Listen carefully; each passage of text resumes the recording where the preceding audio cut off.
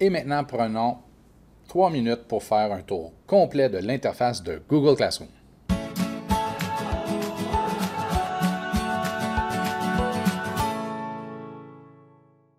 Donc, allons-y, ouvrons Google Classroom. J'ai au préalable fait mon raccourci. Vous allez ouvrir automatiquement sur la page index des cours. Donc, que vous soyez élève ou enseignant-enseignante, c'est exactement la même interface. Vous avez la barre en haut de l'écran où vous avez le hamburger, donc l'icône pour le menu, qui vous permet de revenir à la page index, de consulter l'agenda de tous les classrooms. Pour les enseignants, d'avoir un accès rapide à tous les cours enseignés. Pour les élèves, vous aurez cours suivis. Et vous avez aussi les cours archivés, donc des cours que vous aviez créés et que vous avez mis de côté ou en attente, vous pouvez les placer dans cours archivés. Ça permet d'avoir un affichage plus simple ici dans la page index. Et vous pouvez paramétrer certains paramètres de Google Classroom à partir de la roue d'engrenage. Vous avez le bouton pour le Google Classroom, pardon. Vous avez la possibilité, si vous cliquez sur plus, de rejoindre un cours, donc pour les élèves, et pour les enseignants, vous avez une option supplémentaire qui est de créer un cours qui s'ajoute au menu.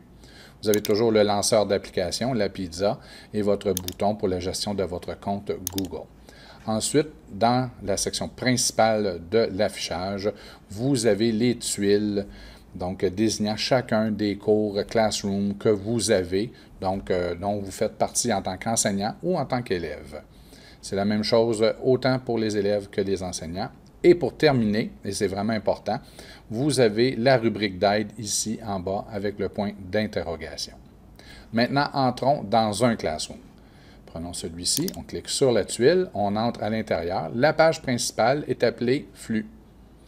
Donc, à tout moment, vous pouvez revenir à la page principale en cliquant ici ou encore en cliquant sur le titre du Classroom en question. Donc, vous avez la page flux qui est ici. Vous avez un blog qui est là. Vous avez un code de cours si vous l'avez activé, un lien Meet et en gros, votre panneau ici d'affichage des choses à venir. Donc, lorsque vous ajoutez des événements dans Google Agenda, ils apparaîtront ici si les élèves ou les enseignants sont concernés par cette annonce. Donc, vous avez la page flux. Vous avez la page de gestion des travaux et devoirs. C'est un peu votre plan de travail ou le plan de travail pour les élèves. Donc, c'est ici, avec des boutons quand même assez importants et surtout le bouton « Créer » que l'on verra plus en détail dans une prochaine leçon. Vous avez la page des participants qui permet de savoir qui fait quoi. Et vous avez la page notes qui est visible uniquement de la part des enseignants. Donc, vous pouvez inscrire les notes, obtenir les résultats et les séparer par compétences si vous le désirez. Il y aura une capsule plus tard sur le sujet. Et pour revenir à la page principale, on clique sur « Flux ». Donc, c'est un tour rapide de l'interface de Google Classroom.